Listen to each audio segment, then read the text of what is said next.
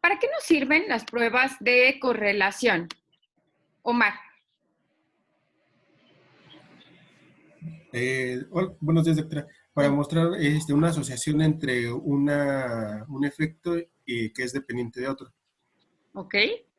¿Qué más podrían agregar a lo que nos comenta Omar? ¿Qué más permite una correlación? ¿Y por qué es tan importante revisarlo? ¿Nos permite una correlación conocer diferencias? Juan Pablo. Diferencias y creo que ayer había leído que también te permite estimar el valor de una variable dependiendo de la otra. Ok. Entonces, las pruebas de correlación lo que nos permiten es justo eso, definir cómo al aumentar una variable se modifica la otra. Ajá. Entonces, lo que nos ayuda a evaluar es a describir la magnitud, fuerza de asociación y la dirección entre dos variables. Pero ¿se acuerdan que estas variables tienen que ser cuantitativas o una cuantitativa y la otra de distribución normal? Entonces, esta es una característica importante. Es el paso esencial para el análisis de regresión. Ajá. Y también nos permite conocer entonces la tendencia de dos variables X y Y a ir juntas. ¿Me podrían decir algún ejemplo en sus proyectos o en sus áreas de trabajo donde pudieran utilizar una correlación? Reina.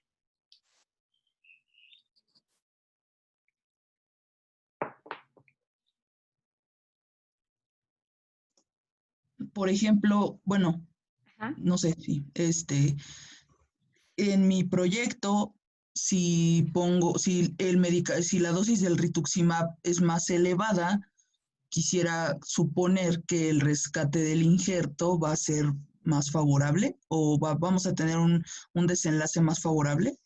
Pero ¿Podría ser una correlación? el injerto, ¿cómo? Tendrías que hacer esa variable cuantitativa.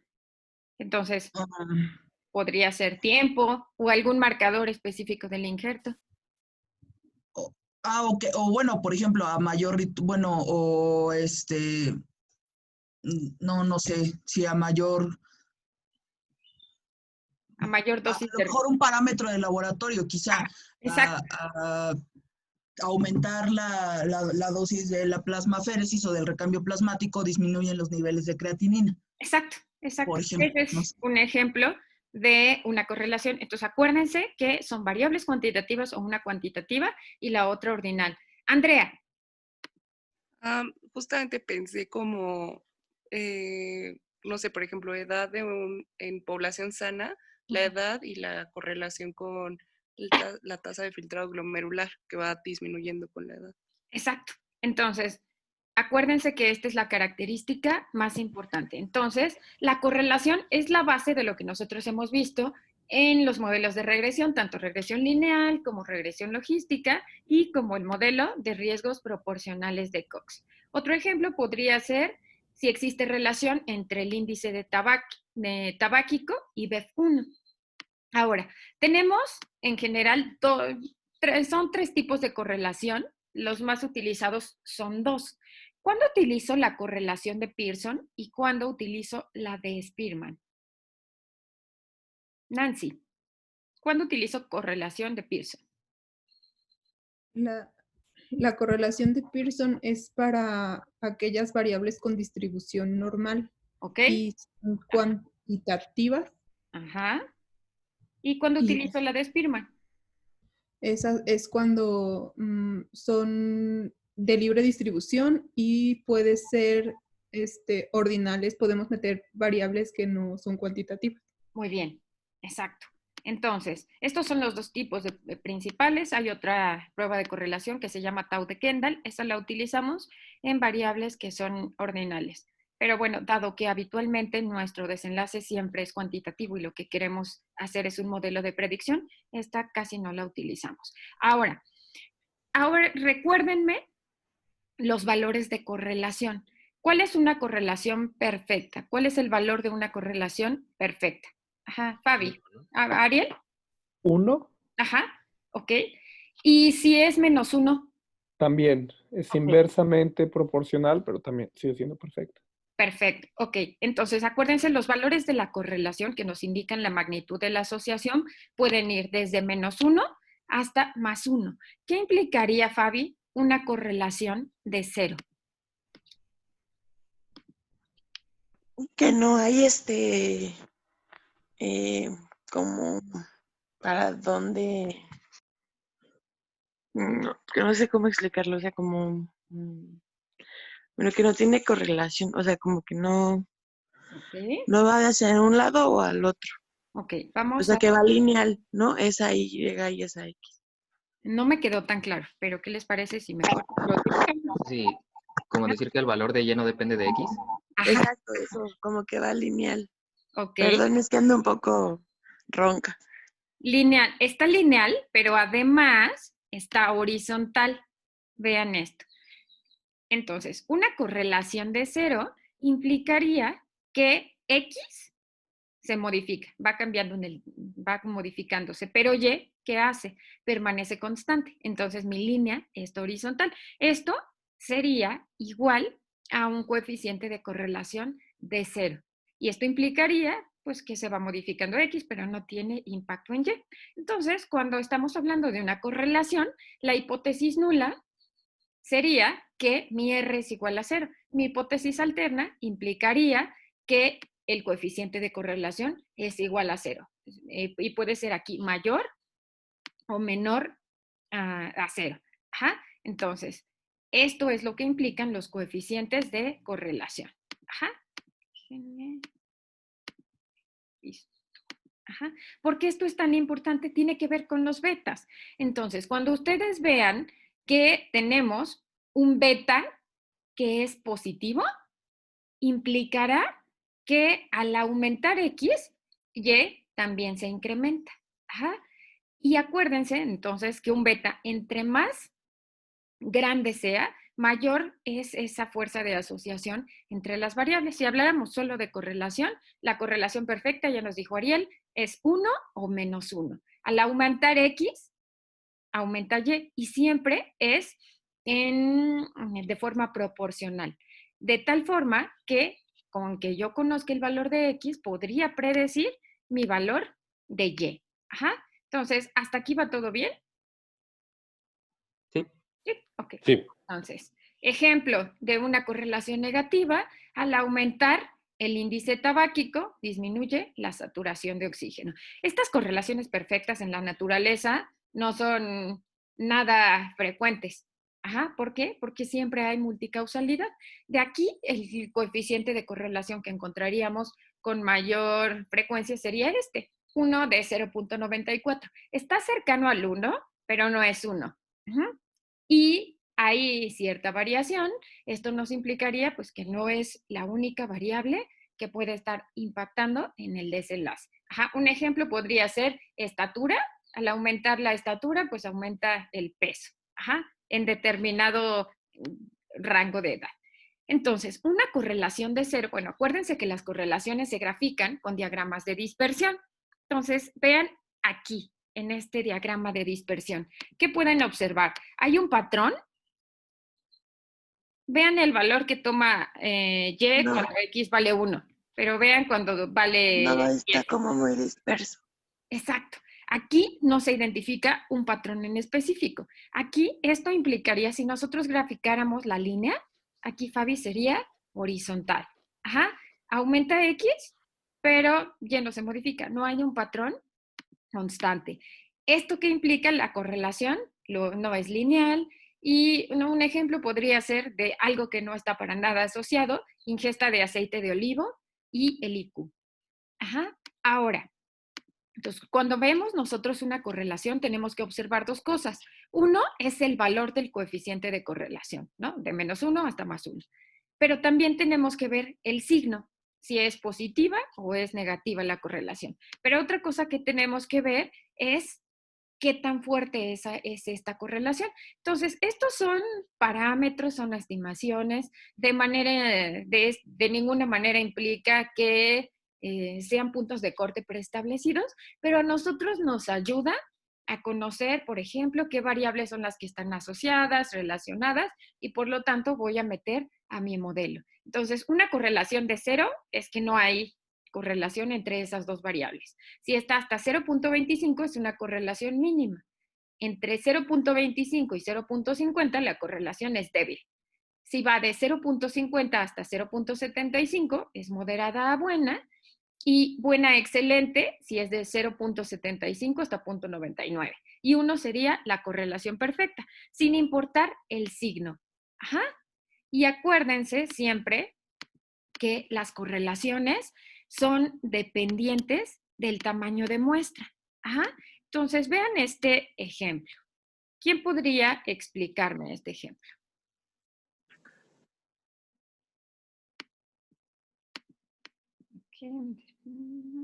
Alex. Yo. Sí. Aquí tenemos dos tablas de dispersión que dice fémur, supongo que es no alcanzo a ver.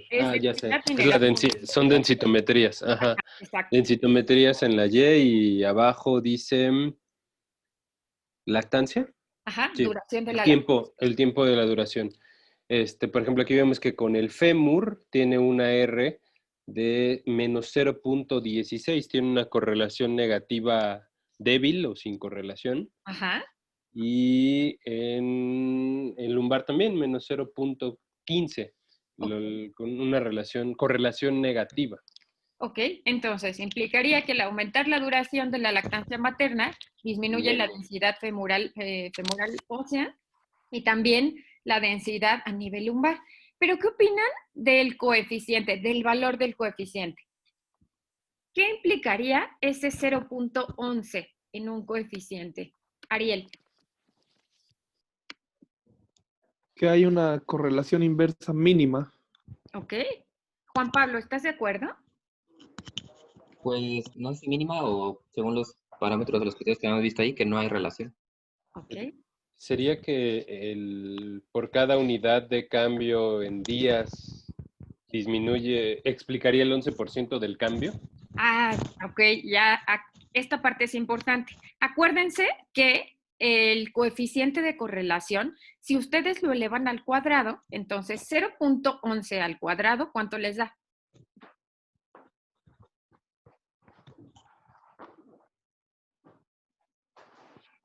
.01. .01. Ajá, ok. Esta variable, acuérdense que el coeficiente de correlación nada más me dice la magnitud y la fuerza de asociación, nada más. No puedo hablar de la magnitud de cambio. Ajá. Cuando yo elevo mi coeficiente de correlación, mi R al cuadrado, me dice el coeficiente de determinación y me explica qué tanto de la varianza de Y es atribuible a X. Entonces, vean cómo en este caso el valor de P es significativo, 0.005, 0.001. Ajá. Pero cuando elevamos la R al cuadrado, tenemos una explicación de la varianza de densidad femoral y densidad lumbar únicamente del 1%.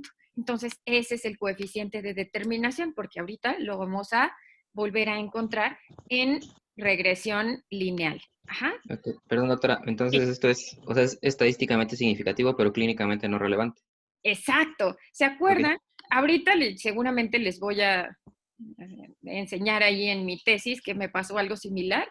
Una R muy parecida, estadísticamente significativa, pero bueno, pues que no explicaba nada. Aquí hay un 99% de variación que no se debe a la lactancia materna. Entonces, si yo quisiera encontrar qué factores están impactando en la densidad mineral ósea, pues no es la lactancia. Ajá.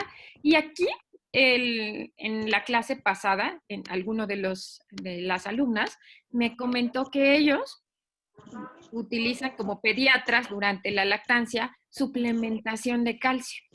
¿Por qué? Porque lo que ellos saben es que con la lactancia materna disminuye la densidad mineral ósea. ¿Qué opinan de eso?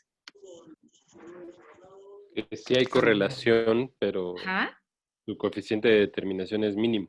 Ok, ¿valdría la pena que diéramos a estas pacientes calcio para aumentar la densidad mineral ósea?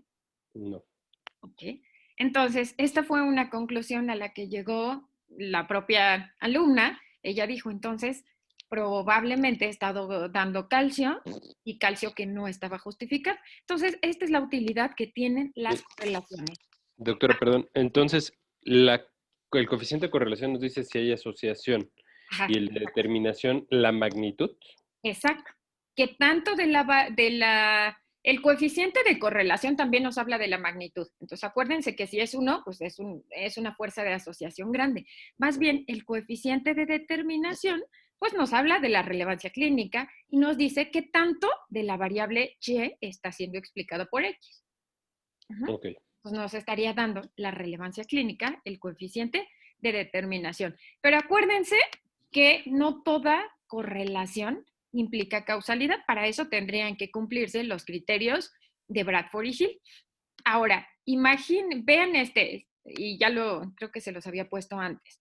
Vean, esto es del Departamento de Agricultura de Estados Unidos. Es una correlación de 0.99. Es estadísticamente significativa.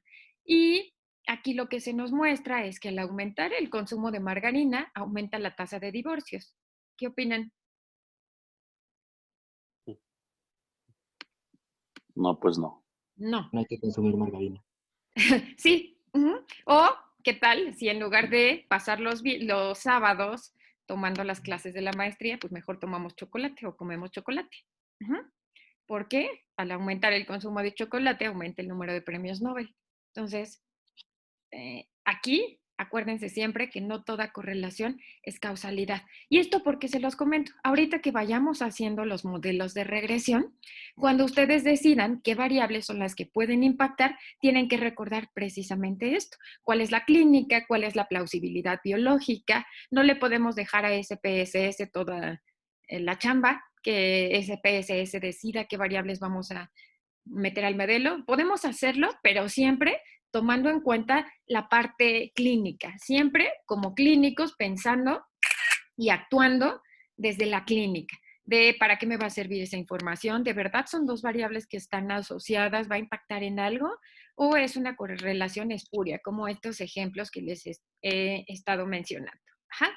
Ahora, vean esta correlación. En este ejemplo, se llevó a cabo una correlación para determinar la masa muscular y consumo máximo de oxígeno en pacientes con insuficiencia cardíaca. Se encontró una R, un coeficiente un coeficiente de correlación de 0.70, un coeficiente de determinación de 49%. Sandra, ¿podrías ayudarnos a explicar estos resultados que están aquí en la parte de abajo? A ver, dice el 49% del consumo máximo. Nuestra variable dependiente es consumo máximo de oxígeno. Nuestra variable independiente es la masa muscular. Se supone que tiene una relación, pues, significativa. Ok, es significativa. ¿Qué implica este 0.70? Buena, moderada, fuerte, débil. No, es una correlación buena. No es perfecta, pero sí es buena. Ok. Es positiva. Y al elevarla al cuadrado, 0.49, pues pareciera que sí hay que sí puede ser hasta clínicamente significativo. Entonces, que el consumo máximo contribuye a la masa muscular, pero habría que ver en realidad si esto concuerda con la realidad. Pues. Ok, entonces aquí el 49% del consumo máximo de oxígeno se debe a la masa muscular, a la varianza de la masa muscular. Entonces, bueno, hasta aquí, dudas, comentarios. Esto es muy importante porque es más fácil entender los betas si partimos de las correlaciones. Ahora, ¿qué limitación tendría para ustedes? Aquí nos decía Sandra, podría ser, es significativo, sí, pero tendríamos que ver. Entonces, ¿cuál es alguna limitación que ustedes le observan a las correlaciones? Carla. Bueno, que las correlaciones en realidad no pueden demostrar direccionalidad ni tampoco asociación o causalidad tampoco. Bueno, causalidad no. No pueden mostrar causalidad. Entonces, correlación no va de la mano con causalidad, pero fuerza de asociación sí nos permiten conocerla. Omar. Que también consideran nada más un factor, no son, no consideran más factores que puedan estar influyendo en el resultado. Por supuesto. Entonces, aquí cuando Sandra nos decía, podría ser, pues sí, pero habría que ver otros factores, como la edad, el sexo seguramente impacta. Para esta variable de consumo máximo de oxígeno, pues también implica la condición física, el género, pero también otra variable importante es la herencia. Entonces, es importante conocer cuáles son los otros factores que están influyendo. No podríamos quedarnos tal vez con esta única variable. Es una variable que nos explica 49%, es una muy buena variable. Vean el coeficiente de determinación. Pero es necesario que busquemos qué otros factores pueden estar impactando. Ajá. Entonces, ¿hasta aquí dudas? Perdón, Iván, yo tengo una duda. Principalmente, no me queda claro si en el 100% de las veces que vamos a utilizar un análisis de regresión tenemos que usar la correlación. Okay. O sea, y en qué casos a lo mejor lo podemos hacer en un trabajo pues, de investigación ya propio, ¿no? O sea, a veces como que sí es muy claro la utilidad, pero más que nada se tiene que utilizar siempre. La correlación, uno de los supuestos de la regresión, uno es que tengan una variable cuantitativa, que su desenlace a predecir sea cuantitativo. Pero cuando ustedes hacen otro de los supuestos es que las variables tengan una correlación lineal. Entonces, si ustedes están viendo que tienen una variable que en la correlación les muestra 0.1, una R de 0.1, no, es una variable que tiene una correlación muy débil. Entonces, aquí la utilidad de las correlaciones es que les permite, uno, conocer la fuerza de asociación y la dirección. Entonces, les ayuda a elegir cuáles son las variables que ustedes van a ingresar a su modelo, de tal forma que el modelo multivariado sea capaz de explicar una mayor proporción, una mayor varianza del fenómeno. Entonces, en ese caso haces una correlación. La correlación es un paso intermedio. Podría ser que si tú tienes una variable que explique, por ejemplo, en este caso, el 49% con ese coeficiente de correlación de 0.7, y se trata de dos de tus variables principales, la maniobra y el desenlace, pues a lo mejor ahí valdría la pena que tú pudieras graficarlo. Pero en general lo que utilizamos es la regresión. La correlación es un paso intermedio, nos quedaríamos cortitos solo con hacer una correlación. ¿Por qué? Porque hay muchas variables implicadas en el fenómeno. Entonces, lo ideal sería pasar de la correlación a la regresión. Entonces, no solo lo utilizamos como un paso intermedio, Jaime. Ok, entonces estaría incorrecto saltarse directamente al análisis de regresión sin haber hecho la correlación cuando tengo varias variables. Por supuesto. Alguien, en la semana, alguien me preguntó, ¿por qué tengo que hacer este análisis de variable por variable y por qué no saltarme directamente al modelo multivariado? ¿Qué opinan? ¿Qué hubieran respondido? ¿Por qué no podría saltarme directo al multivariado? Ajá. Si analizas todo junto, sin hacer un análisis previo, ocurre lo que coloquialmente llamamos que explota el modelo, porque metes variables que pueden restar significancia a las que sí las tienen, ¿no? Entonces sería mejor solo meter las que ya sabes que van a tener asociación. Ok. Esa es una manera. Ajá. También podríamos menospreciar las variables que sí tienen un impacto. Podríamos decir que no tienen un impacto cuando realmente sí, ya que no sabemos qué tanto están aportando cada variable al resultado que estamos observando. Y recuerdan por ahí que para algunas de las bases de Cox que hicimos, no recuerdo cuál, creo que era la de cáncer gástrico, cuando ustedes tomaban en cuenta solo el tipo de cirugía, no impactaba.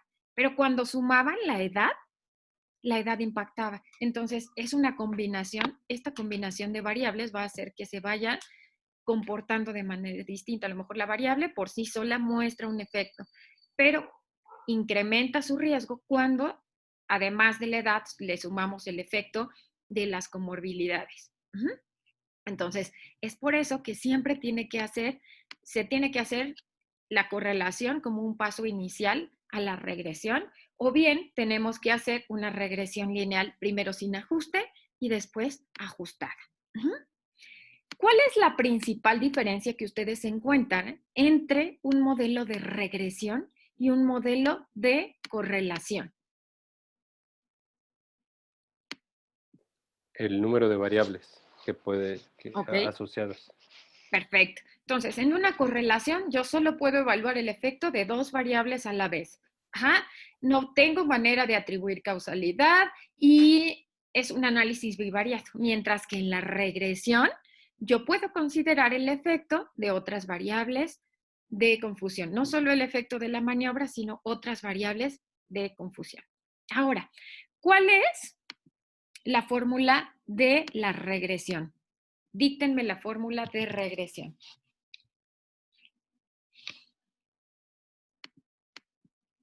Es la de Y es igual a la pendiente de X más B, o bueno, más menos B. Y es igual, aquí acuérdense que Y lleva como un gorrito que implica que es el valor predicho. Después. B, la pendiente, o que se llama alfa, o sea, también se puede ser beta 0. Y después. X, o la variable independiente. Ok, pero ¿qué más?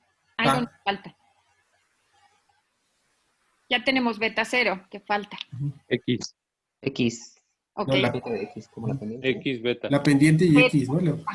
Nos falta entonces el beta de X. Entonces, esto es en un modelo de regresión lineal simple.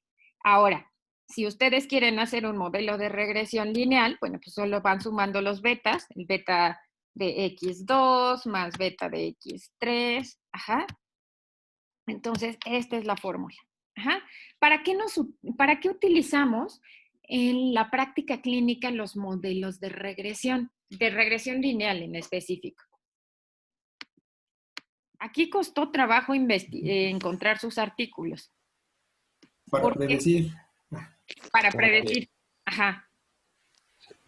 Pues creo que lo usamos en muchas cosas. Todas las escalas se basan en regresiones. Exacto. Acuérdense que estos modelos, en especial los de regresión lineal, bueno, nosotros como clínicos, pues con lo que trabajamos son con desenlaces cualitativos o dicotómicos, pero cuando trabajamos con variables cuantitativas, a veces no tenemos la facilidad para tomar todas las mediciones, entonces podemos hacer predicciones.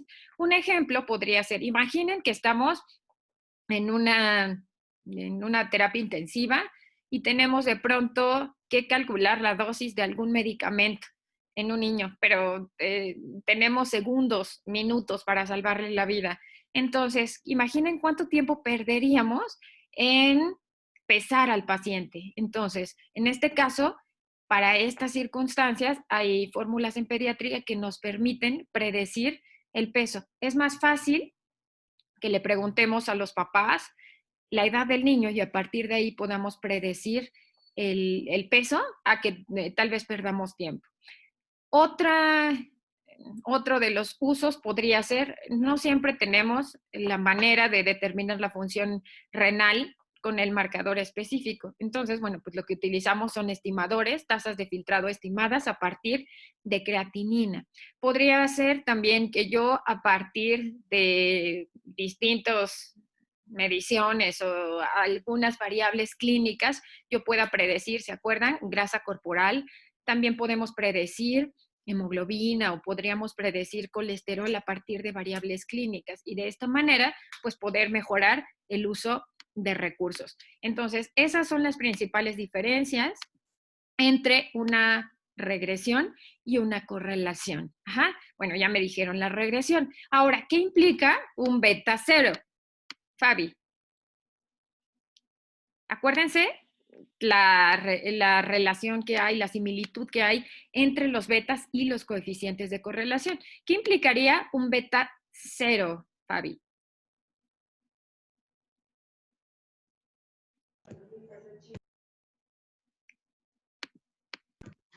Un beta 0 es que no hay correlación, así como una R de 0.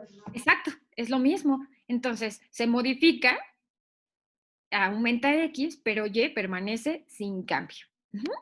Ahora, quiero que piensen en un ejemplo en su práctica clínica donde podrían usar regresión lineal y que no sean los ejemplos que ya les comenté.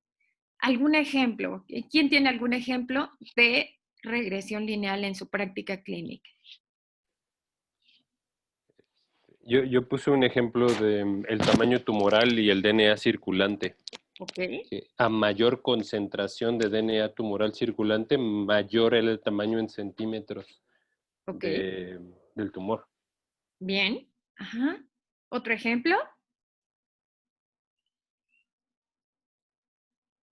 Por ejemplo, en las elastografías cuantitativas que hacemos para la fibrosis hepática, pues a mayor cantidad de kilopascales de dureza, pues mayor la fibrosis o incluso cirrosis. Ok, perfecto, bien. ¿Se acuerdan que alguna vez revisamos un estudio de elastografía y antígeno prostático? Podría ser que yo intente predecir, resultó ser mejor el antígeno prostático que la elastografía, entonces puede ser que yo pueda predecir antígeno prostático a partir de elastografía. En general, lo que utilizamos en la clínica son marcadores que puedan ser más sencillos. Es decir, en la clínica a lo mejor yo no tengo manera de medir colesterol HDL. Es menos probable que yo tenga HDL. ¿Cómo lo podría estimar? Bueno, a lo mejor a partir de colesterol total y algunas otras variables clínicas. Entonces, para eso es que lo utilizamos en situaciones donde tenemos alguna escasez de recursos o alguna dificultad para poder evaluar la variable de desenlace. Ahora, vamos a pasar a este ejemplo de regresión. Esta ya es una regresión. La variable dependiente es porcentaje de grasa corporal y mi variable predictora es índice de masa corporal. Jaime, ¿me podrías ayudar con esta primera parte? ¿Qué implica esta R cuadrada? Pues la R de punto 692 pues implica de que la relación es muy baja. Ok. Entre las dos variables. Ok. Acuérdate que la mejor correlación es 1, la nula correlación es 0. Ahora tenemos 0.6, 0.69. O sea, sí, pues que entre 0 y 1, pues sí, puede decirse de que pues es un 69%, ¿no? Ok. Juan Pablo, ¿estás de acuerdo con Jaime? Es una correlación buena. Ok, de moderada a buena, es casi 0.7. Sí, de moderada a buena. Ok. ¿Qué implica, Juan Pablo, esta R cuadrada de 0.47? Que ¿cuál es la dependiente? La porcentaje de grasa. Ok, que 47% del desenlace se explica por nuestra variable. O sea, del índice de masa corporal se explica por la grasa, el porcentaje de grasa. La variable dependiente es la grasa. Entonces, acuérdate que en la clínica, pues es más fácil que yo mida el índice de masa corporal. Entonces, lo que... ya, entiende. Okay. Al revés. El índice de masa corporal me explica el 47% de la varianza de el porcentaje de grasa. Ok, sí, lo tenía al revés. Gracias. Exacto. Y ahora, tenemos un error estándar de la estimación. Entonces, solo con esta variable, la precisión que yo tengo para determinar la grasa corporal es de 6%. Ese es mi error, de 6 unidades. Ahora, después se corre un modelo de ANOVA. El modelo de ANOVA, ¿para qué nos sirve? Doctora, perdón, una pregunta, soy Lupita. El error estándar de 6 quiere decir que como el 6%, entonces no, de la grasa corporal no se explica por el índice de masa.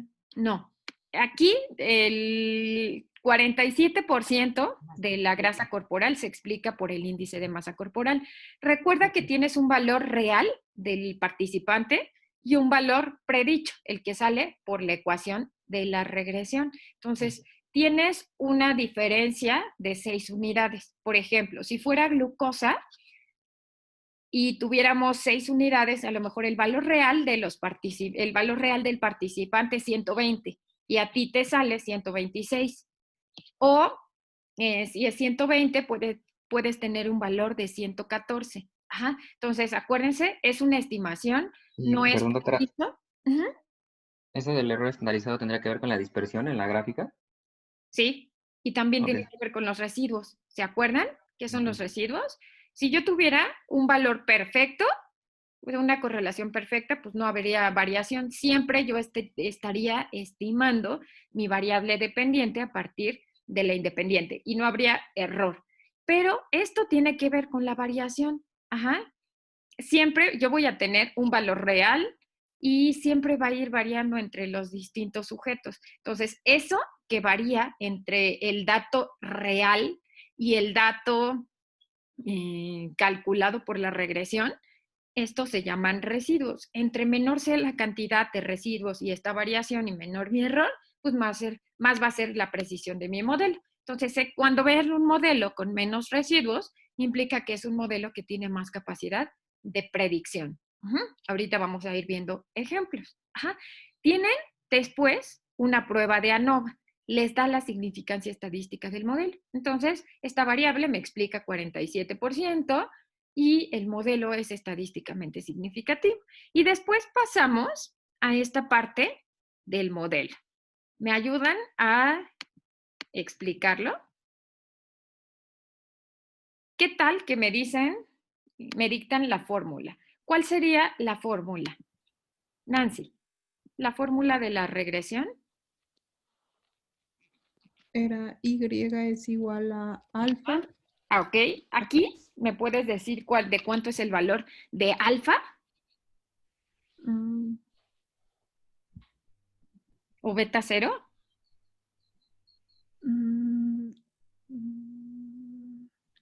¿Es el de 1.337 o no es ese? No, es el que está arriba, es el que dice constante. Ajá, es menos 4.2. Ajá, 2, 3. Ajá. Esta es la constante. Implica cuál es el valor que toma Y cuando X vale 0. Ajá. Es una constante, va a ser la misma en todos los participantes. Y después, ¿cuál es la segunda parte de la fórmula? El beta. Ajá, el beta, ahora sí, ¿de cuánto?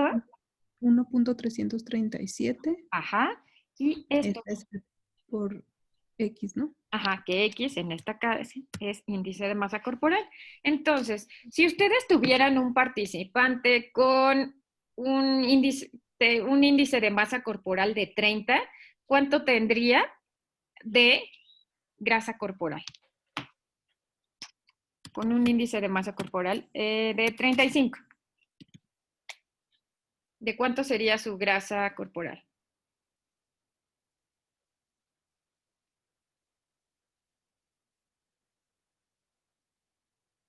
Pues muy elevada. 50.78. Ok. 1.33 por 35, ¿cuánto les da? El total es 42.56. Ok. 46.5. 46.55.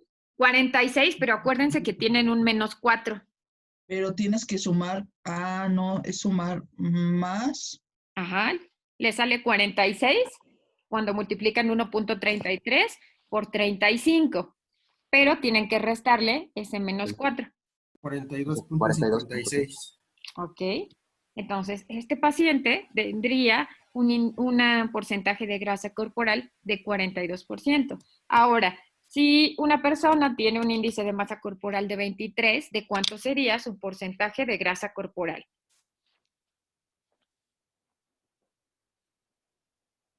26.51.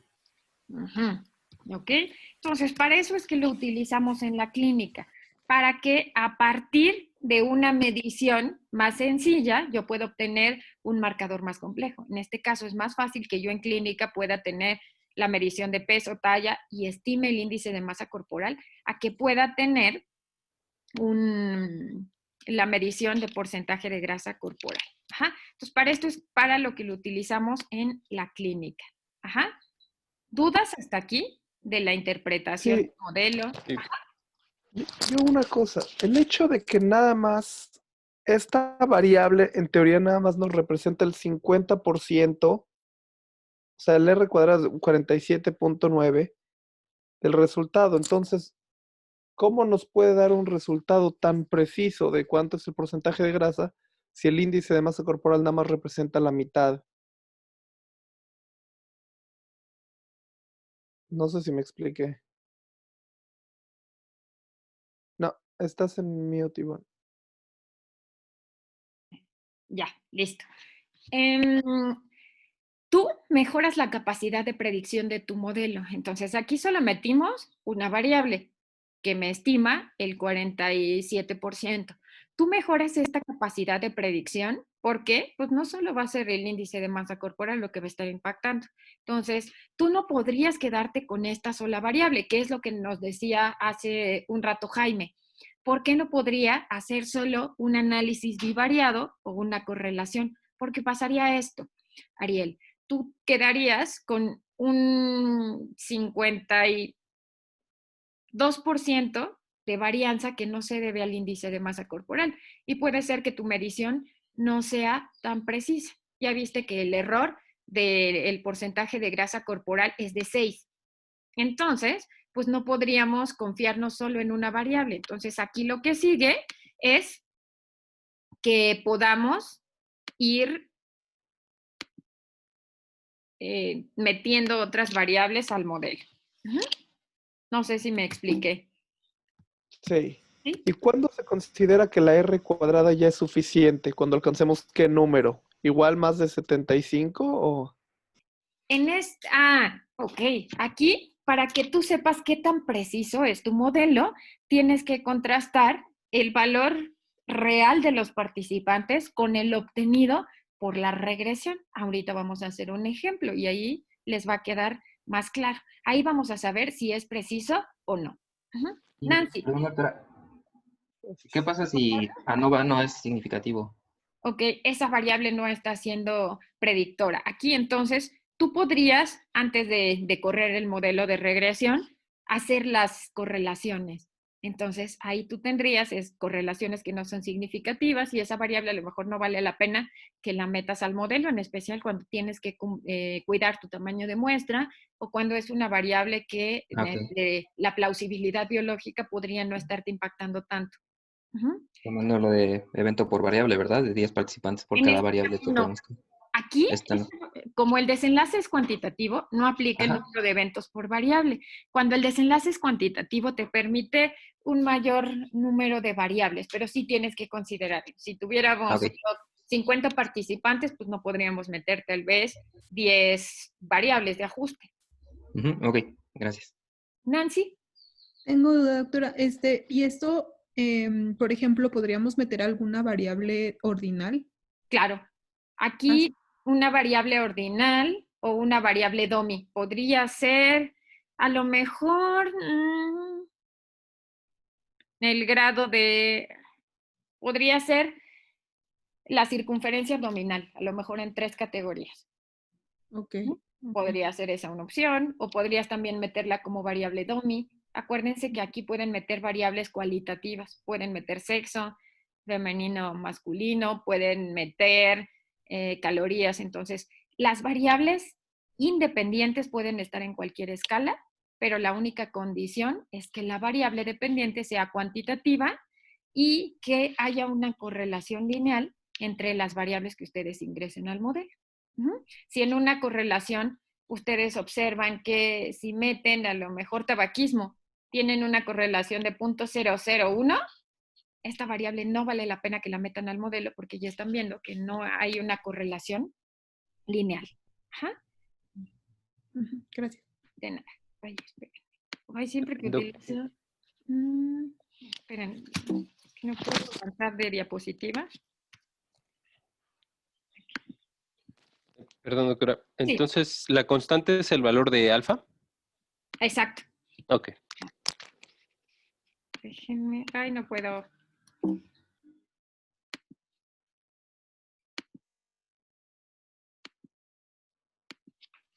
¿Siguen viendo las diapositivas? Sí, doctora, vemos justo la de interpretación del modelo, en la que hicimos el ejercicio. Ok. Espérenme tantito. Es que como que se trabó y ahora ya no puedo compartirles otra parte. Déjenme... Ya estamos viendo SPSS. Ok. Déjenme regresar a la diapositiva a ver si ya se destrabó PowerPoint. Listo. Ya. Ok. ¿Están viendo ahorita ya las diapositivas? ¿Sí? Sí. Ok, bien. Ajá.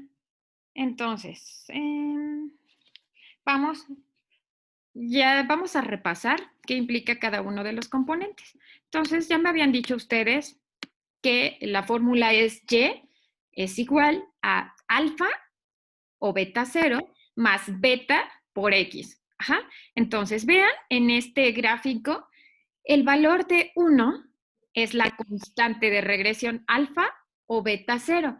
Aquí es el valor que toma Y cuando X vale 0. En este caso es de 1. Ajá. Y después, ¿qué es el valor de beta? Creo que en esta diapositiva va a quedar más claro. ¿Qué es el valor de beta? ¿Cómo lo podríamos explicar de forma sencilla? ¿A qué corresponde el beta? ¿Puede ser pendiente? ¿Carla? ¿A qué? Pensé que era pendiente, pero ahora lo dudo. Es la pendiente.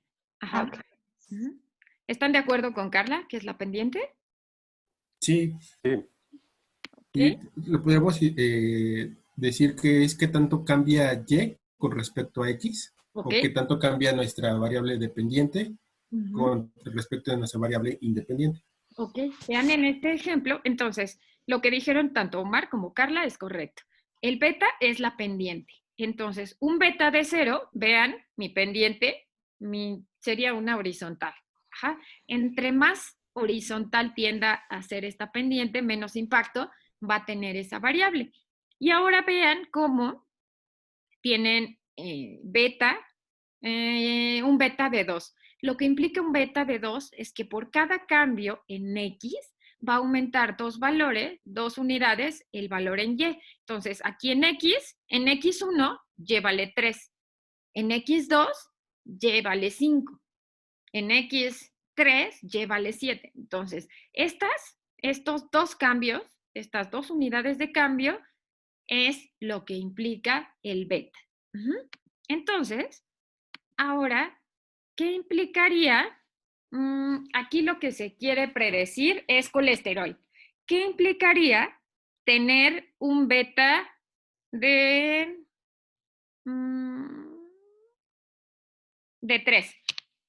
Este beta de 3 para predecir colesterol.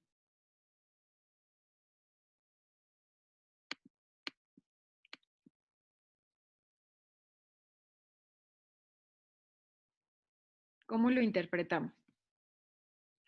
Que por cada punto que sube, bueno, es que esto es la dieta, entonces por cada cambio en la dieta va a subir el colesterol por 3. Cada gramo de grasa por cada gramo de grasa que consumes en la dieta, aumentaría 3 miligramos por decilitro el valor de colesterol.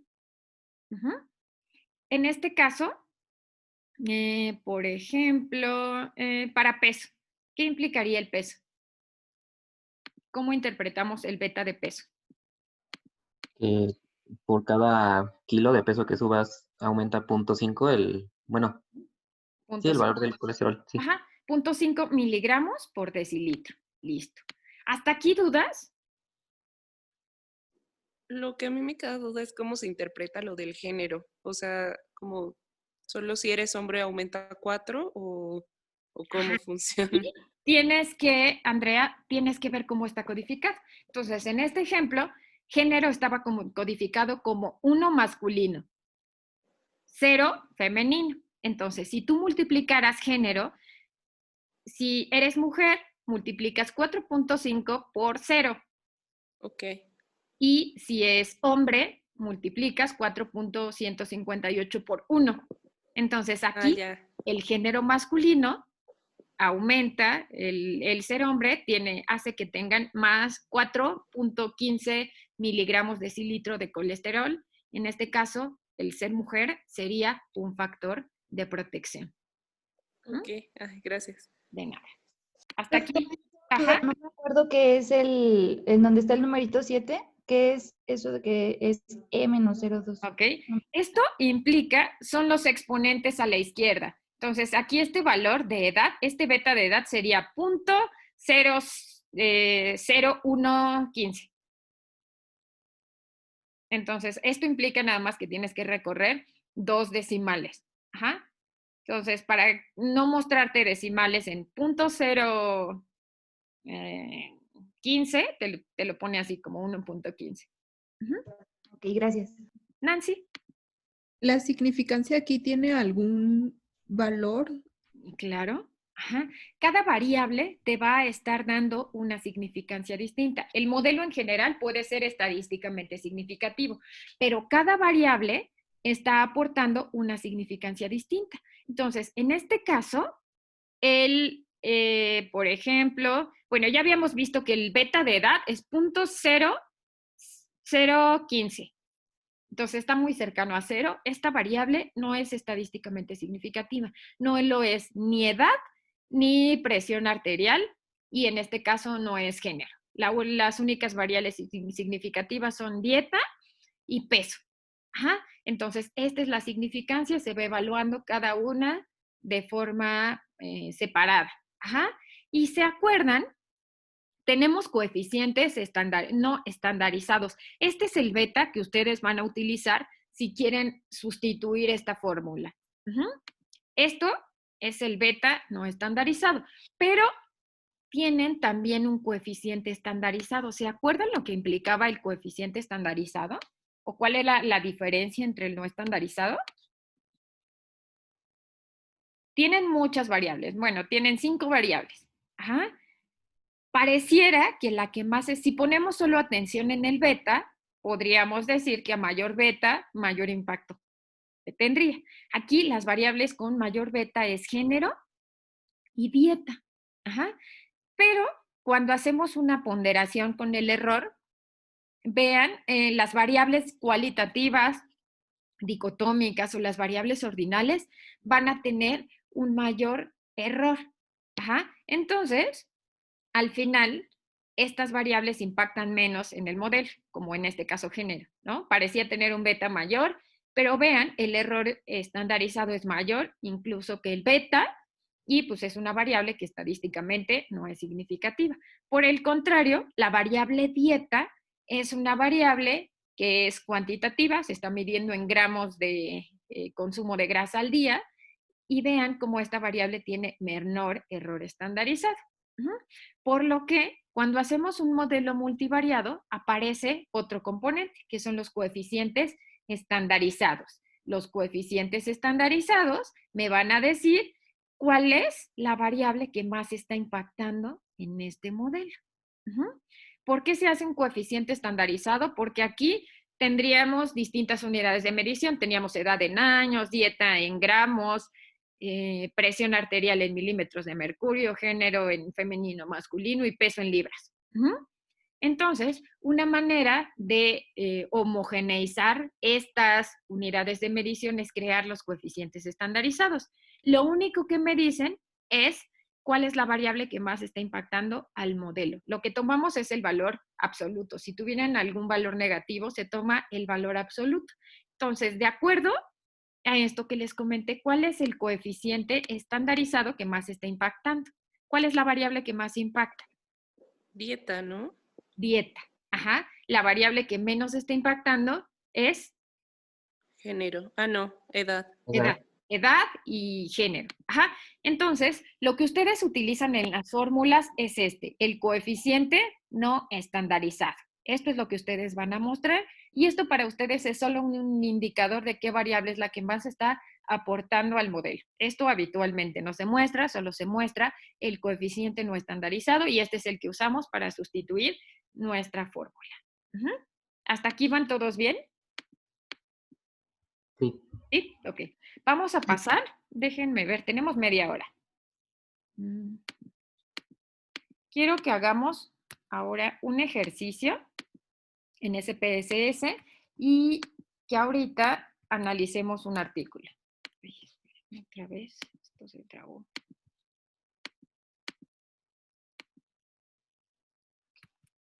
Entonces vamos a pasar ahora a SPSS, a hacer el ejercicio. Esta base la queremos usar para predecir glucosa. Vean las variables que tenemos. Entonces, la glucosa va a ser nuestra variable dependiente. Queremos evaluar, podemos evaluar si impacta el sexo, la escolaridad, tabaquismo, la actividad física, tenemos consumo de frutas y verduras, antecedente de hipertensión, de diabetes, índice de masa corporal, circunferencia abdominal. ¿Okay? ¿Cuáles son las variables que ustedes consideran que podrían impactar más en glucosa? ¿Qué podría ser? Imaginen que no tengo, no sé, a lo mejor al mes me limitan la cantidad de glucosas para pacientes del primer nivel de atención. Entonces, a lo mejor yo tengo solo 10 glucosas y tengo que seleccionar adecuadamente a qué personas les voy a tomar la glucosa. ¿Qué variables podrían ser las que están impactando más para glucosa? IMC podría ser. Bien. Consumo de frutas y verduras. Ok. Ajá. La edad. La edad. Bien. Ajá. Las centímetros de cintura. Ok. ¿Cuál sería entonces nuestro primer paso? El primero sería analizar, determinar el tipo de distribución. Supongamos que tiene distribución normal. Si tiene distribución normal, mi primer paso sería irme al análisis de correlación. Entonces, aquí lo que voy a hacer es meter mi variable de interés, que es glucosa, y puedo ir metiendo todas estas variables que ustedes señalaron. Ajá. Puedo ir metiendo circunferencia abdominal, puedo meter sexo, antecedente de diabetes, hipertensión. Ajá. ¿Qué opinan de estas correlaciones? ¿Cuáles son las que estarían impactando en la glucosa? De las que les mostré aquí, ¿cuáles están impactando? Índice de masa corporal. Ok. Índice de masa corporal, edad y circunferencia abdominal. En este caso no tiene impacto sexo. Vean el coeficiente de correlación 0.49, diabetes 0.56. Bueno, aquí tienen otra de antecedente familiar de diabetes. No sé cuál es la diferencia, 0.96. Entonces, estas variables no están impactando edad, índice de masa corporal y circunferencia. Entonces, vamos a hacer un modelo de regresión. Ya sabemos entonces que estas variables pueden estar impactando. ¿Cuál sería el primer paso? Nuestro primer paso sería meter una de las variables. Las variables o edad, circunferencia abdominal o índice de masa corporal. De acuerdo a las correlaciones, la que más estaría impactando es circunferencia abdominal. Entonces, en dependiente, ¿qué coloco? La glucosa, ¿no? El nivel de glucosa. Glucosa.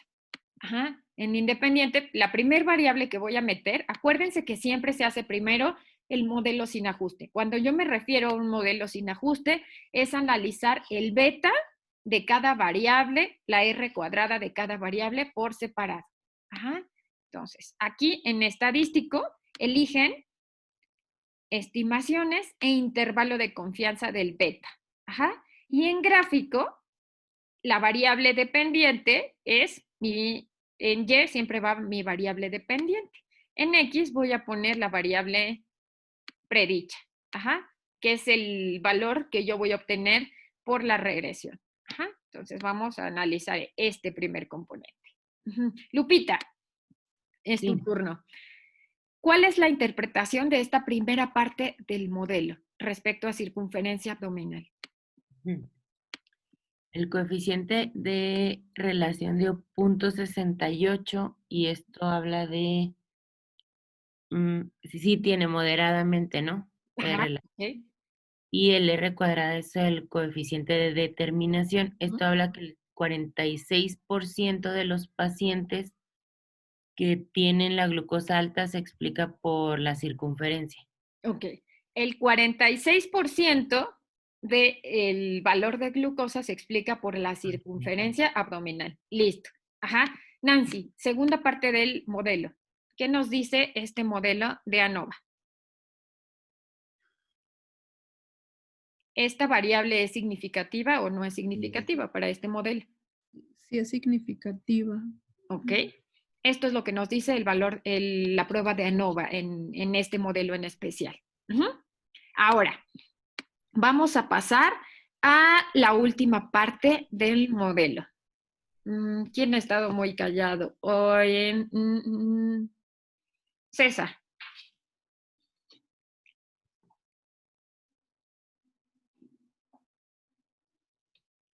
Ok, César no anda por ahí.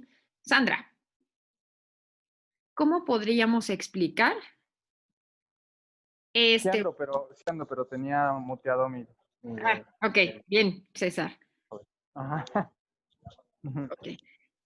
Si tuvieras que dictarme la fórmula de la regresión, ¿cuál sería? La fórmula de la regresión sería... no me acuerdo. Ok. El alfa, que es menos 79. Perfecto, Sandra. Por, ¿cómo era? Está 1. Por la suma de los betas. Es alfa. Más 1. A ver, 1 por 1. Ok. Sandra. Entonces es menos 79. Más.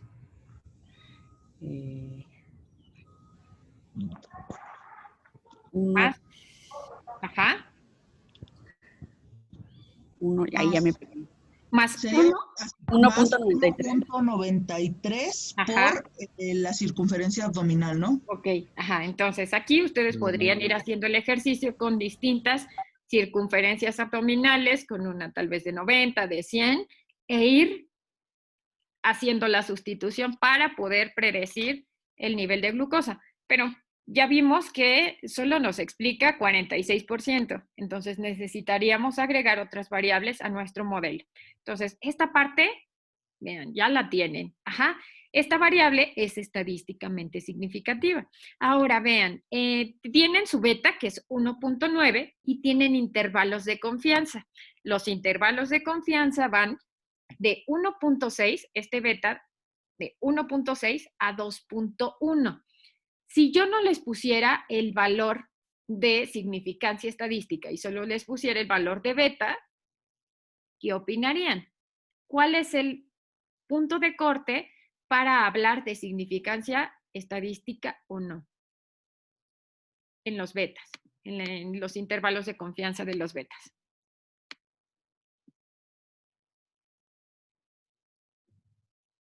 ¿Arriba de 1? ¿Segurísimos? No. Ok, Ariel. ¿Qué tan amplios son los intervalos de confianza, doctora? Yo creo si que son sería muy grandes. Perdón, Alex. No, adelante. No, nada más eso, que si son muy amplios, la significancia va a ser muy pobre.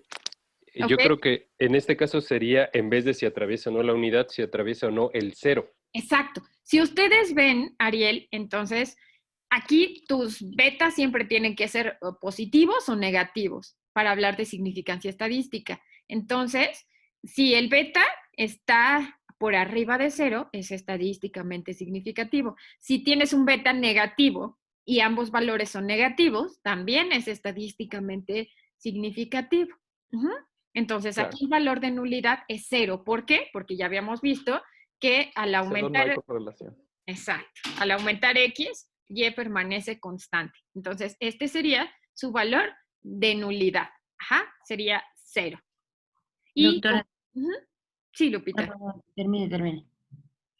No, adelante. Es que de la fórmula me quedó una duda. Sí. Aquí la fórmula sería menos 79, que es el alfa. Y 1.93 más. Más 1.93 por los niveles de glucosa. No, por circunferencia. Entonces, pero aquí hagamos un ejercicio. Imaginemos que tenemos una persona que tiene 100. A lo que voy es, ¿tengo que hacer esa fórmula con cada valor de circunferencia? Si tú lo quisieras traspolar a la clínica, en lugar de medir la glucosa, bastaría con que midieras la circunferencia abdominal. Entonces, si tuvieras un paciente con 100 centímetros de circunferencia abdominal, multiplica 100 por tu 1.93. Sí, pero tengo que hacer, o sea, si tengo 10 pacientes y tiene unos 100, 80, 70, o sea, ¿tengo que hacerlo con todos la fórmula? ¿Con los 10 pacientes? Si lo quieres traspolar, sí. Y acuérdense que en SPSS lo pueden calcular en automático para todos los participantes. Entonces, este paciente tendría, un paciente con 100 centímetros de cintura, tendría una glucosa de 100. Vamos a hacer lo que dice Lupita. Aquí, Ariel, para que tú decidas si esta R cuadrada es suficiente, si esta variable es suficiente, ¿qué haríamos? ¿Qué haríamos? ¿Qué se les ocurre hacer? Ahorita. Podríamos compararla con el resultado. Igual estamos haciendo un factor predictor. Perfecto. Justo esto. Entonces vamos a ver si con esta variable es suficiente. Entonces, para no hacerlo uno por uno, como dice Lupita, podríamos hacerlo, pero imaginen el tiempo que nos vamos a tardar. Entonces aquí calcularíamos una variable. Calcularíamos glucosa predicha a partir de circunferencia.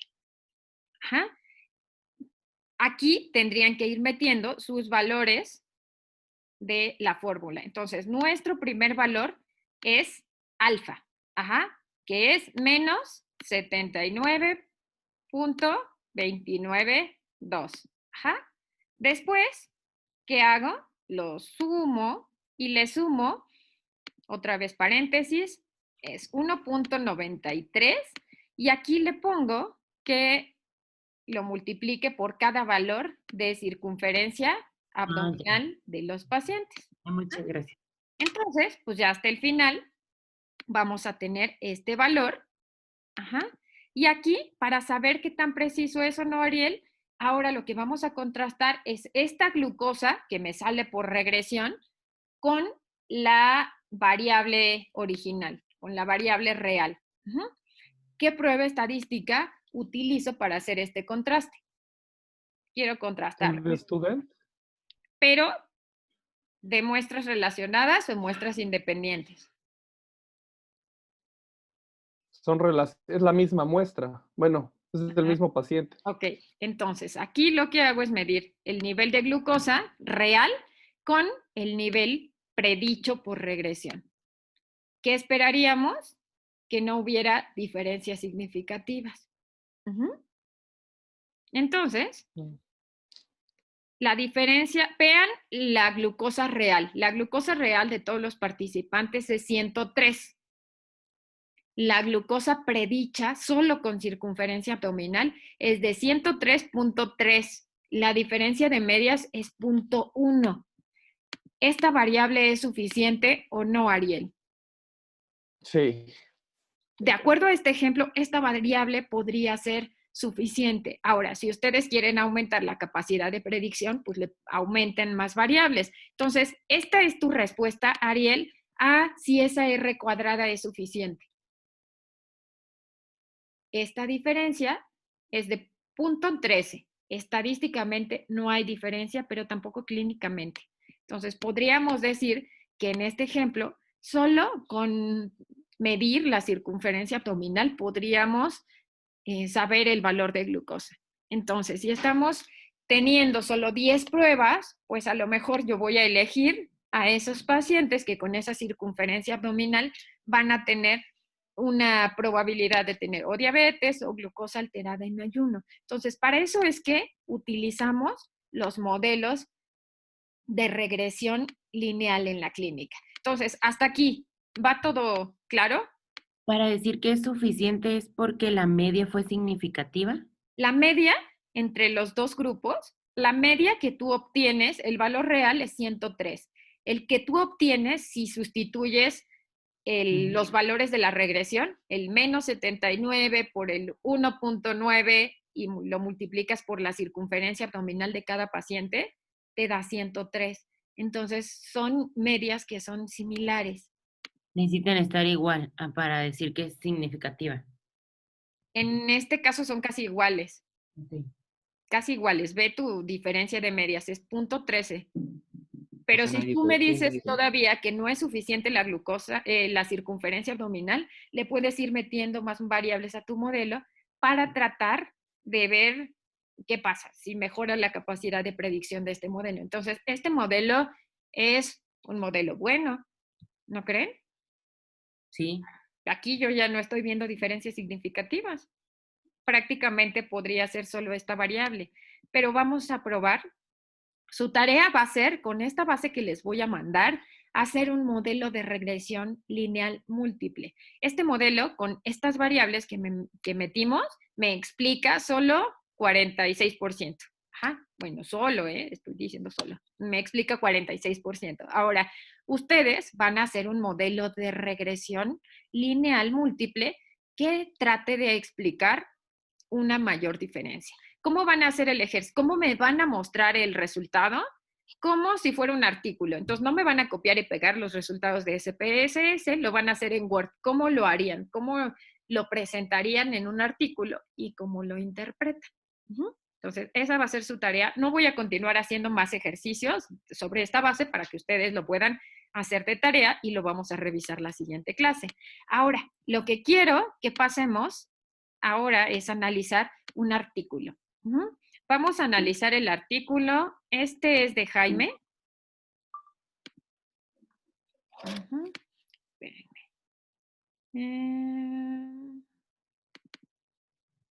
Vamos a ver. Hay distintas maneras en que ustedes podrían encontrar un artículo, o la representación de un artículo de regresión. Vean esta manera. Entonces, Jaime, ¿nos podrías explicar tu artículo? Las generalidades, es decir, el objetivo del artículo, estado basal, maniobra, desenlace, ¿cuál es la variable dependiente? Bueno, ese artículo trataba principalmente de los factores que influyen en las deficiencias de vitaminas E y C en embarazadas y recién nacidos. Lo que hacían era medir la concentración sérica de dichas vitaminas tanto en el suero materno como en el suero del recién nacido. Ok. Entonces, la variable predictora era nivel de vitaminas. Ajá. Sí.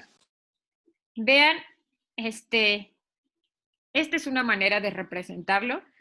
¿Nos podrías explicar? Aquí, entonces, lo primero es que identifiquen cuál es su variable dependiente, que es la concentración de vitamina E del recién nacido. Las variables que aparecen aquí son las variables predictoras o independientes. Riesgo de ganancia de peso, vitamina E, C, etc. Ahora sí, Jaime. Bueno, aquí se explica principalmente que las concentraciones de la vitamina E de la madre son las únicas que son significativas para que tengan un impacto en la concentración sérica de vitamina E en el recién nacido. Ok. ¿Qué opinas de tu R cuadrada? Pues es baja, moderada, un poquito. Okay. Nada nos explica el 33% de... Okay. Sí, cuando se encuentra baja el nivel sérico en el recién nacido se explica por el 33%. Aquí pareciera que es un modelo multivariado porque nos está dando la R cuadrada de todas las variables. Entonces, todas estas variables me explican el 33%. Ajá. Entonces, siempre acuérdense que la tabla tiene que ser tan clara como para que todo el mundo la entienda sin necesidad de irse al cuadro de texto. Entonces, aquí pareciera que es multivariado, pero no sabemos. Entonces, aquí lo que faltó es decir que se utilizó un modelo de regresión lineal si estos betas son sin ajuste o sin ajuste. Ajá. ¿Y qué opinan después?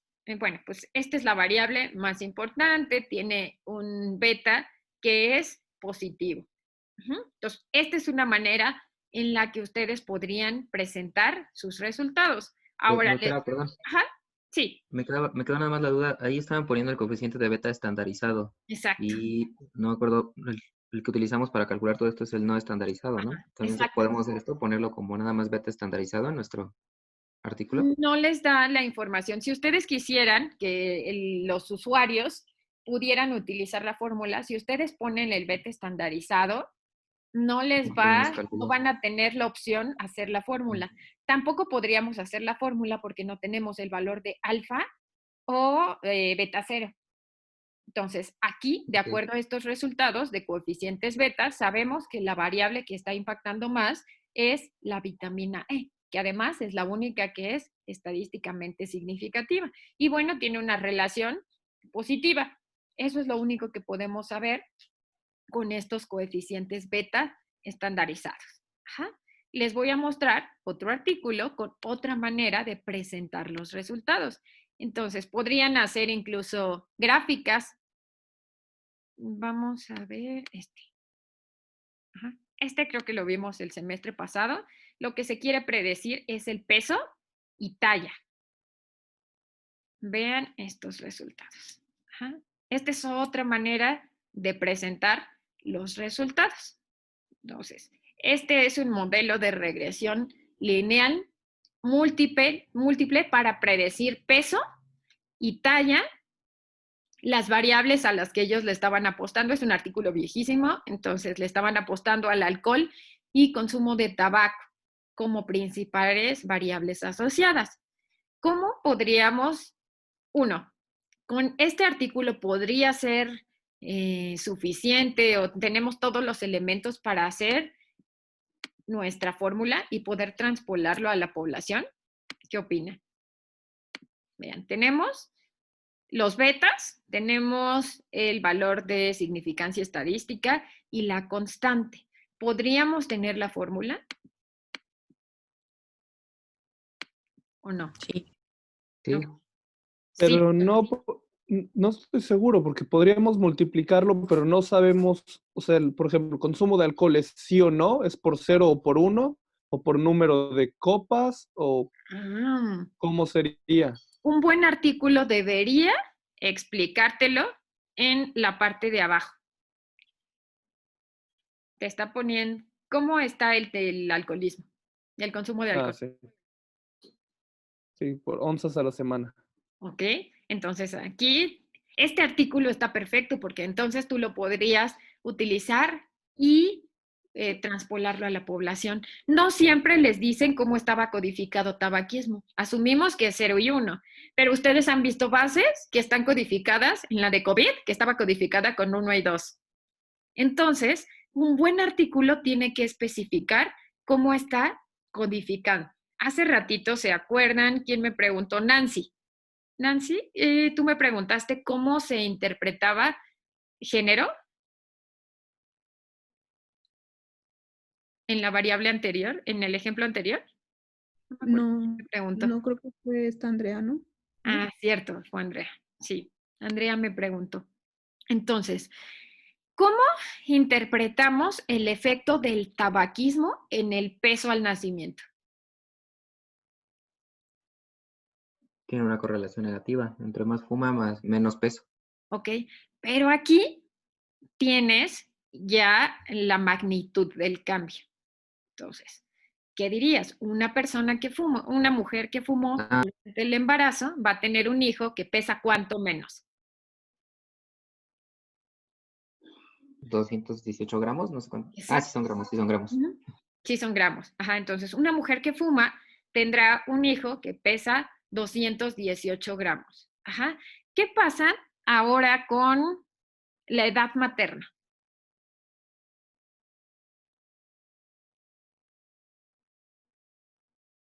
Ahora, este beta es... Supongo que es positivo y supongo que por cada año de la madre, el hijo pesa 7.6 gramos más.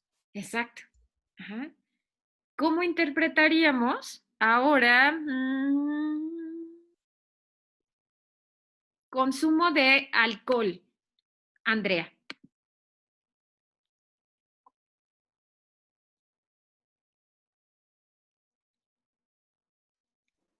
Ay, perdón, no escuché la pregunta. ¿Cómo interpretamos, en este caso, o cuál es el efecto del consumo de alcohol en el peso del recién nacido? O sea, es negativo y eso quiere decir que conforme más alcohol se consuma, el peso del recién nacido disminuye. ¿Ok? Entonces, si la paciente no consumía alcohol, multiplicas el menos 37 por 0. Es decir, si no consume alcohol, no hay impacto de esa variable en el peso del producto. Pero, ¿qué pasa con aquella que tiene 10 o más a la semana? Multiplica menos 37, digo, por 4. Ajá, menos 37 por 4. Ajá, entonces sería menos 130 gramos. Ajá. Menos. Exacto. Si tuviera un consumo de 1, es menos 37 por 1. Entonces, de 1 a 4 está codificado como 1, tendría menos 37.6 gramos. Entonces, de esta manera es como se interpretan las variables cualitativas. Y vean cómo este artículo nos deja todo claro, no nos deja lugar a duda y podríamos, a partir de estas variables, hacer una sustitución. Entonces, si queremos predecir el producto, pues le preguntaríamos a la mamá si fuma o no fuma, el uso de anticonceptivos, la edad, vemos la paridad y el nivel educativo. Hay variables que no son significativas, estas tres: consumo de anticonceptivos, paridad y la educación materna. Entonces, esas variables podríamos hacer otro modelo donde no se incluyan y ver cómo se comportan los betas. Entonces, ¿dudas hasta aquí?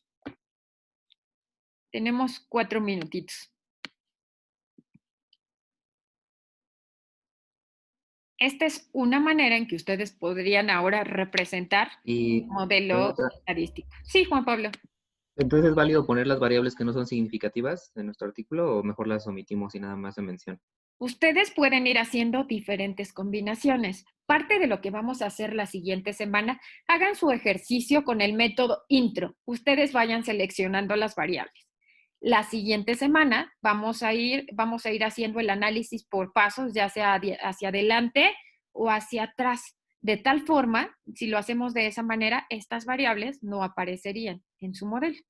Y estadísticamente les daría solo aquellas variables que son significativas. Pero ahí habría una dificultad porque si su maniobra principal fuera no significativa, el modelo la va a sacar. Y esto, pues ustedes saben que no lo pueden hacer porque ustedes le apostaron a esa variable. Entonces, al final lo que tendrían que decir es que su variable no fue significativa. Ajá, entonces, esta sería una buena manera de mostrarlo.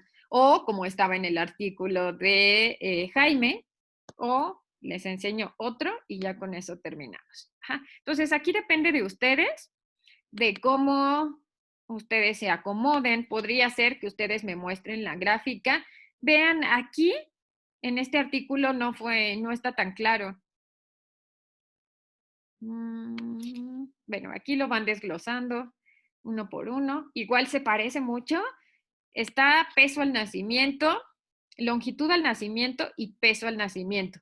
Pero vean, aquí nos ponen los betas, nos ponen los intervalos de confianza, no nos ponen los valores de P, pero no nos incluyen el valor de la constante para que nosotros hiciéramos la fórmula. vamos a repasar un poquito con tabaquismo. En tabaquismo, vean el beta, es de menos 0.79. Ajá. Tiene un intervalo de confianza que va de menos 1.50 a menos 0.09. ¿Qué opinas, Ariel, de esta variable? ¿Es significativa o no es significativa? Sí, porque no toca el cero. O sea, los dos están hacia la izquierda del cero. Entonces, vean, como en este artículo, pues no les están mostrando el valor de P, solo les están poniendo los valores de los betas e intervalos de confianza. Pero este modelo está incompleto porque no tenemos el valor de la constante. Al no tener el valor de la constante, pues nosotros no podríamos extrapolarlo a la población. Entonces, bueno, son distintas maneras. Una duda. Sí. En este tabaquismo, poco por ser negativo, querría decir que es protector, o aquí nada que ver. Ok. En este caso, al ser el tabaquismo negativo, te diría que la presencia de tabaquismo disminuye el peso, bueno, en este caso es talla. Entonces, la presencia de tabaquismo implicaría que tengas una longitud al nacimiento menor a 0.79 centímetros. Vean, ¿cuál sería el impacto clínico? Así. Es muy poquito para longitud, pero es mayor para peso. Entonces, para peso, aquellas mujeres que fumaron en el embarazo tienen un peso menor, 154 gramos menos que aquellas que no fumaron. Aquí incluso podrían hacer, alguien por ahí sugirió una variable ordinal o poner índice tabáquico o poner distintos grados de tabaquismo. ¿Esto por qué? Pues a lo mejor no es lo mismo una mujer que fuma 5 cigarros al día que aquella que fuma una cajetilla durante el embarazo. Entonces aquí el impacto podría ser distinto. Vean esta variable ordinal, la variable de edad, ¿está impactando o no está impactando en el peso? Nancy.